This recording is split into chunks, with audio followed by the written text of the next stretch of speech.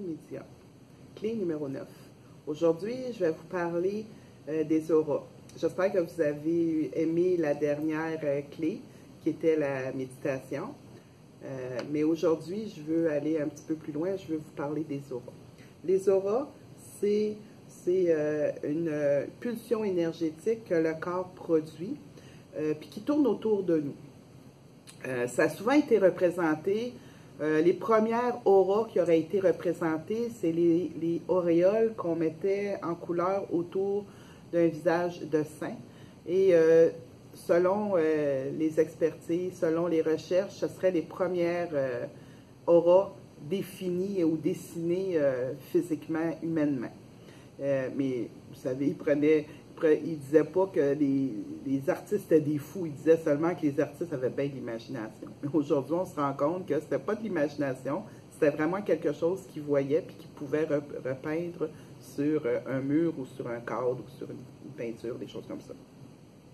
Il a fallu qu'on attende les années 1960 pour qu'il ait commencé physiquement, nous, les humains, à comprendre un petit peu comment ça fonctionnait et tout ça, parce qu'ils ont fait une machine, c'est un monsieur Killian qui a fait une machine pour poser, photographier les auras, puis les émettre pour, après ça, définir les couleurs et puis dire telle couleur veut dire telle chose et tout ça.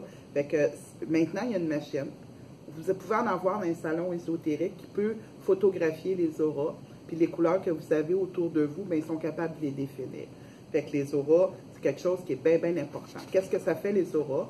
Ça définit ton humeur, la personnalité que tu as, ça définit si tu es malade, ça définit ton taux vibratoire, dans quel état psychologique aussi que tu te retrouves, puis ça peut jusqu'à aller décrire ce que tu as vécu dans d'autres vies, puis qui viennent émaner dans cette vie-ci, qui est karmiquement imposé ou qui est karmiquement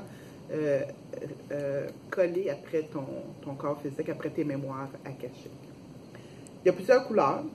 Si vous voyez, je vous donne un exemple, mettons, vous voyez du rouge, presque rouge brun, rouge noir, c'est sûr, quand on dit rouge de colère, mais le rouge représente la colère.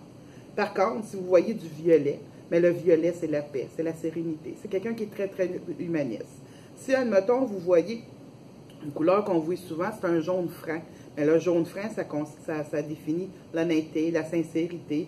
C'est quelqu'un qui est intelligent aussi.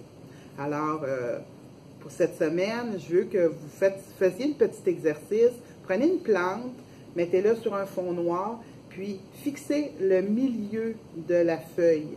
Puis fixez-la en clignant des yeux de temps en temps, pas trop, juste un petit peu de cligner. On ouvre, on fixe, on cligne, on ouvre, on fixe, puis après ça, on laisse faire les choses sans recligner des yeux. Puis vous allez voir apparaître autour de la feuille, ça peut commencer par un corps éthérique, donc une petite ligne grisâtre qui va apparaître autour d'une feuille.